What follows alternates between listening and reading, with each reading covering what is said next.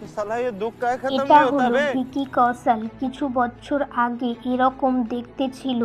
ওই সময় যদি তোমার সঙ্গে বন্ধুত্ব করতে চাইতো তাহলে তুমি বারণ করে দিতে, কিন্তু একটা সময় এমন এলো যে নিজের দক্ষতায় তোমাদের প্রিয় ক্যাটরিনাকেও তুলে নিয়ে গেল। একবার ভাবো, ওই অবস্থায় ভিকি কৌশল ক্যাটরিনাকে যদি বলতো আমি তোমাকে বিয়ে করতে চাই, তাহলে ক্যাটরিনা কি মেনে নিত? মানতো না, কারণ সফলতা সবসময় সফলতাকেই চায়। কিন্তু ভিকি কৌশলের ভেতর একটা জেদ ছিল অ্যাক্টর হওয়ার, আর ওই জেদের জন্যই আজকের সময় বলিউডে বড় বড় স্টারদেরও মাথা খারাপ করাচ্ছে। কারণ দরিদ্রতায় মানুষকে এরকম দেখায় আর সফলতায় এরকম দেখায়।